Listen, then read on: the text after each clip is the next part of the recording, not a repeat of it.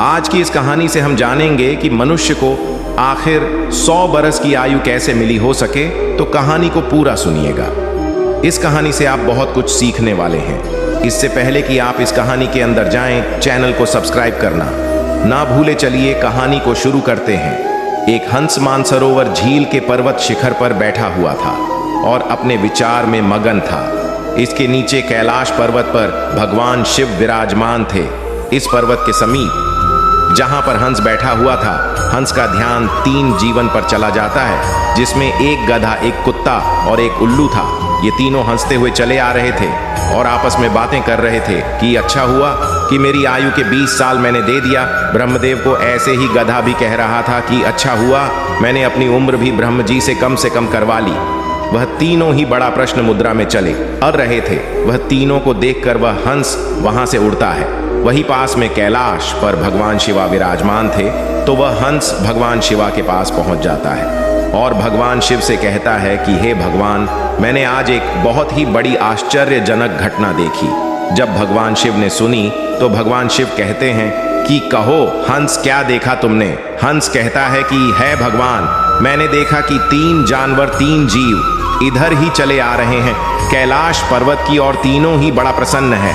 तीनों आपस में बातें कर रहे हैं कि मैंने अपनी आयु कम कर ली, बहुत अच्छा हुआ।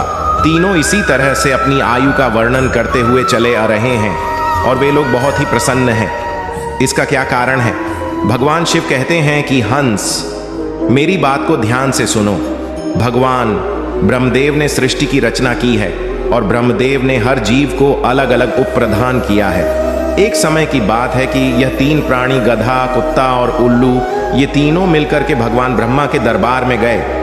ब्रह्मदेव ने जब उन तीनों प्राणियों को आते हुए देखा तो वह कहते हैं, कहो वत्स, क्या बात है? तो वह तीनों कहते हैं कि है प्रभु, आप हमें यह बताएं, आपने हमें कितनी आयु दी है?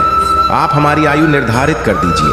वही पास में बैठा हुआ मनुष्य भी कहने लगा कि है भगवान, आप मेरी आयु भी निर्धारित करके बताइए कि मनुष्य को आपने कितनी आयु दी है भगवान। ब्रह्मा कहते हैं कि तुम चारों ध्यान से सुनो, हमने तुम चारों को 40-40 वर्ष की आयु दी है, जो तुम आराम से अपनी आयु को भोगो, इस सृष्टि में रहो।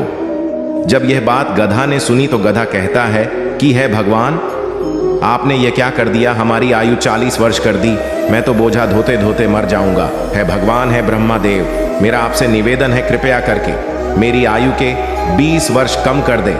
ब्रह्मदेव उस गधा से कहते हैं कि देखो गधा, मैं तुम्हारी उम्र कम कर दूंगा, लेकिन अपने इन साथियों से पूछ लो कि तुम्हारी आयु कौन लेगा। अगर इनमें से कोई तुम्हारी आयु लेने को तैयार हो जाएगा तो मैं तुम्हारी आयु कम कर दूंगा। वहीं पास में जो मनुष्य बैठा हुआ था वह कहता है कि है भगवान, ये आयु आप मुझे दे दो। मेरी आयु मात्र 40 वर्ष है और 40 वर्ष में मैं क्या करूंगा? इसीलिए हे प्रभु, यह आयु आप मुझे दे दीजिए।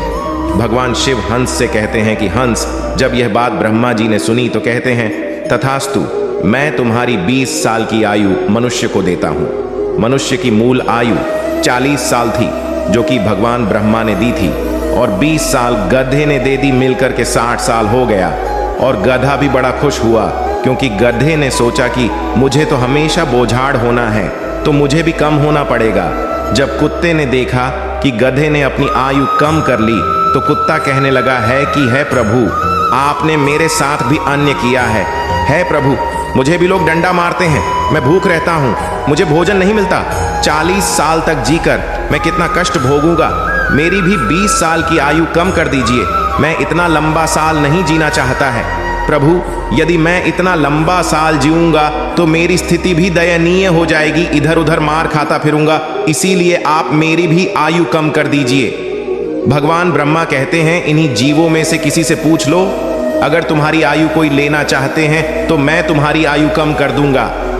वहीं पास में बैठा मनुष्य कहता है कि है ब्रह्मा जी, 60 साल में मैं क्या करूंगा? यह 20 वर्ष भी आप मुझे दे दीजिए। ब्रह्मा जी कुत्ते के 20 साल मनुष्य को दे देते हैं। मनुष्य की आयु बढ़कर के 80 वर्ष हो जाती है। यह सब देखकर उल्लू को रहा नहीं गया। उल्लू कैसे पीछे रहता? उल्लू कहता है कि भाइयों, मैं भी जीना नहीं चाहता, मुझे तो दिन में दिखाई भी नहीं देता है, मैं तो केवल रात को ही देख सकता हूं, तो मैं इतनी लंबी आयु लेकर क्या ही करूंगा है भगवान। मैं तो सिर्फ बैठकर देखता रहता हूं, तो फिर मैं इतनी लंबी आयु लेकर क्या ही करूंगा। आप मेरी भी 20 साल उम्र कम कर दीजिए। भगवान ब्रह्मा कहते हैं कि है उल्लू, तुम भी किसी को देख लो। अगर तुम्हारी आयु कोई लेने के लिए तैयार होता है तो मैं तुम्हारी आयु कम करके उसे दे दूंगा। वहीं बैठा मनुष्य कहता है कि है ब्रह्मा जी, मेरी आयु तो अभी सिर्फ 80 साल हुई है और 80 साल में मैं कौन कौन से कार्य करूंगा, इसीलिए यह 20 वर्ष भी आप मुझे दे दीजिए। ब्रह्मा जी कहते हैं ठीक है वत्स, उल्लू की 20 वर्ष की आयु भी मैं तुम्हें देता हूं। इसी तरह से तीनों जीव से आयु लेकर मनुष्य की आयु 100 वर्ष की हो गई। इसीलिए वह तीनों जीव प्रश्न होकर ब्रह्मा जी के यहाँ से आ रहे हैं और तुम उन्हें जीवों को देखकर जिज्ञासा बस मेरे पास चले आए। भगवान शिवा की यह बात सुनकर हंस कहता है कि है प्रभु, मेरी भी एक परम जिज्ञासा है। भगवान शिवा कहते हैं कहो हंस, तुम्हारी क्या जिज्ञासा है।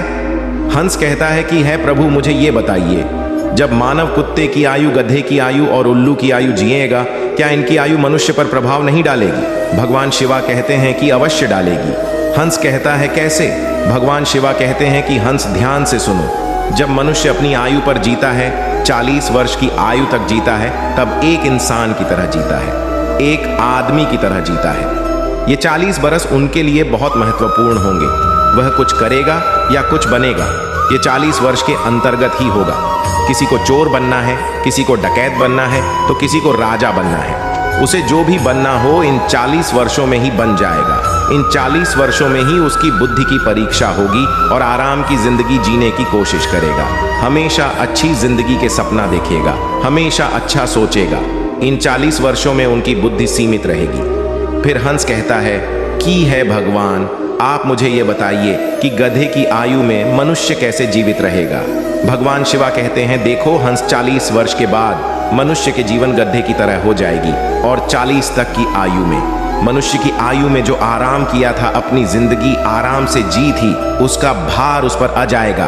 उसकी आयु पर उसके पुत्र हो जाएंगे, उसकी पत्नी भी होगी, उसका परिवार बढ़ जाएगा और जब परिवार बढ़ जाएगा तो उसे कमाना पड़ेगा, मौज मस्ती छोड़ने पड़ेगी। और अगर मौज मस्ती भी करेगा तो लोग कहेंगे वृद्ध हो गया है और मौज मस्ती कर रहा है और इसके बच्चे भूखे मर रहे हैं। फिर भगवान शिवा कहते हैं सुनो हंस, 40 से 60 साल के बीच मनुष्य के जीवन गधे की तरह हो जाएगा। जैसे कि गधा बोझाड़ होता है, वैसे ही मनुष्य को धोना पड़ेगा। कभी नाती ए रहा है, कभी पोता ए रहा है, कभी कोई गोदी में बैठा है तो कभी कोई गोदी में बैठा है, कभी किसी काम को कर रहा है तो कभी किसी कार्य को कर रहा है। इस तरीके से वह मनुष्य गधे की तरह कार्य करेगा। जब हंस ने यह बात सुनी तो भगवान शिवा से कहता है कि है प्रभु, मैं आपकी बातों को सुनकर बहुत परेशान हूँ, लेकिन है भगवान, मनुष्य कुत्ते के जीवन कैसे जिएगा।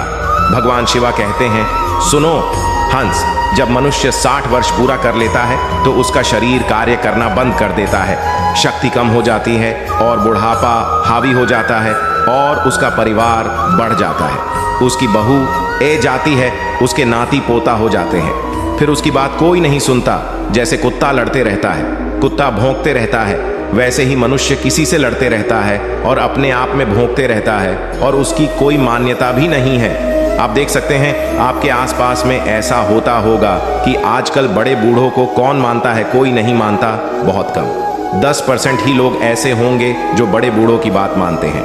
अन्यथा 60 वर्ष पूरे होने के बाद पिताजी को हटाकर दूर बैठा देते हैं और कोई बात होती है तो कह देते हैं कि यह तो ऐसे ही बकबक करते रहता है, इसकी बात पर ध्यान मत दो, अपनी बुद्धि से कम करो। भगवान शिवा कहते हैं देखो हंस, जैसे कुत्ते भौंकते रहते हैं वैसे ही मनुष्य 60 से 80 के बीच भौंकते रहते हैं। ये बात सुनकर हंस कहता है कि है भगवान, आपने मुझे बहुत अच्छी बात बताई, मुझे ये भी बताइए कि मनुष्य उल्लू की आयु कैसे भोगेगा। भगवान शिवा कहते हैं हंस, यह भी सुन लो, जो भी मनुष्य 80 वर्ष पार करता है तो उसकी उल्लू की आयु आरंभ हो जाती है और 80 वर्ष पूरे करते करते उसके शरीर का पूरा बाल समाप्त हो जाता है। उसकी शारीरिक शक्ति रहती ही नहीं है। शारीरिक शक्ति जब समाप्त हो जाती है, हाथ पैर काम करना बंद कर देते हैं और उसकी आंखों की रोशनी भी चली जाती है और कान से सुनना भी बंद हो जाता है। उसके सारे दांत टूट जाते हैं और वह दरवाजे पर बैठ जाता है। किसी को देखता है और ना किसी को सुनता है, और अगर किसी को देखता भी है तो धुंधला धुंधला दिखाई देता है, वह साफ नहीं देख पाता, जैसे कि उल्लू बैठा रहता है। इस तरीके से 80 वर्ष के बाद मनुष्य बैठा रहता है।